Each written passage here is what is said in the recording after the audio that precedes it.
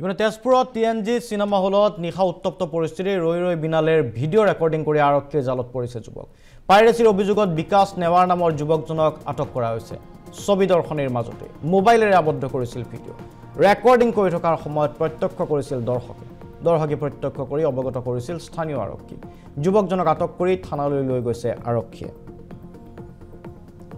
কোনক কি ধৰণৰ বাগবিতণ্ডাৰ সৃষ্টি হৈছিল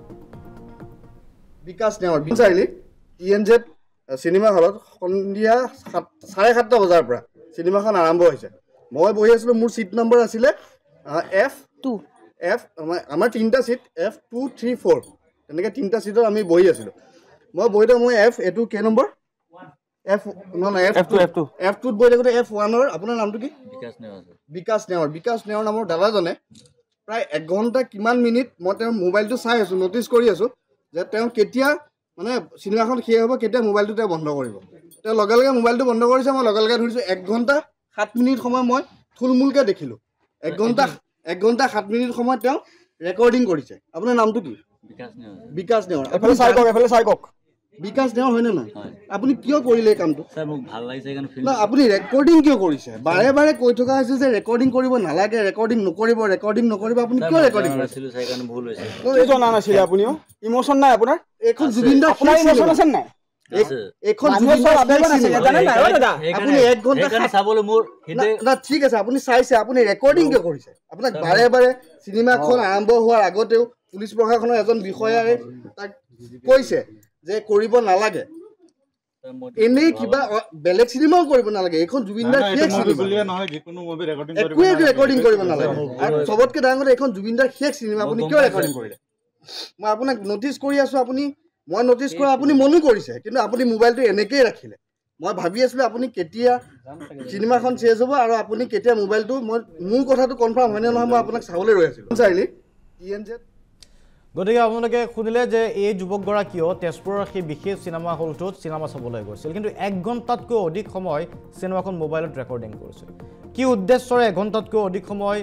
চিনেমাখন ৰেকৰ্ডিং কৰা হ'ল সেই কথাখিনি স্পষ্টকৈ জনোৱা নাই তাৰ বিপৰীতে কৈছে মই ভাল পাইছোঁ মই ভাল পাই সেই কামটো কৰিছোঁ ছবিখন ভাল পাইছোঁ ছবিখন ভাল পাব পাৰে কিন্তু পাইৰেচি কৰিব নোৱাৰে ছবিখনৰ ৰেকৰ্ডিং কৰিব নোৱাৰে ই আইনমতে দণ্ডনীয় অপৰাধ এই সংক্ৰান্তত ছবিখন আৰম্ভ হোৱাৰ পূৰ্বে আৰক্ষী বিষয়াৰ বাৰ্তাও যায় ছবিখনৰ পূৰ্বে ছবিগৃহসমূহত চলোৱা হৈছে পৰ্দাত কিন্তু তাৰ পাছতো একাংশই কোনো ধৰণৰ ভ্ৰক্ষেপ নকৰে তেওঁলোকে ভাবে যে ছবিখনৰ দৃশ্য ৰেকৰ্ডিং কৰিম আনক দেখুৱাম হয়তো সামাজিক মাধ্যমত আপলোড কৰিম আৰু কিছু টকা উপাৰ্জন কৰিম কিন্তু এয়া চৰম ভুল এই ভুলেই নহয় ইয়াৰ শাস্তি আছে আইনমতে দণ্ডনীয় এনে প্ৰেক্ষাপটত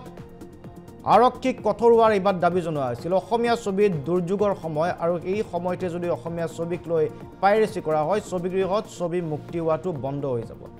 যিটো কাম জুবিন গাৰ্গে সদায় বিৰোধিতা কৰিছিল জুবিন গাৰ্গৰ মৃত্যুৰ পাছত শেষৰখন ছবিটো পাইৰেচি কৰিবলৈ এৰা নাই একাংশ ভণ্ডই আৰু এইবাৰ আৰক্ষী কিছু সষ্টম হৈছে দৰ্শকসকল পূৰ্বে পাইৰেচিৰ বিৰুদ্ধে হয়তো দৰ্শকসকলে এই ধৰণে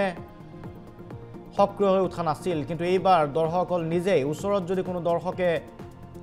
ৰেকৰ্ডিং কৰি আছে কাষত থকা দৰ্শকে মাত মাতিছে এয়া হয়তো জুবিন গাৰ্গৰ শক্তি এইদৰে মাত মাতক ছবিগৃহ কৰ্তৃপক্ষক অৱগত কৰক আৰক্ষীক খবৰ দিয়ক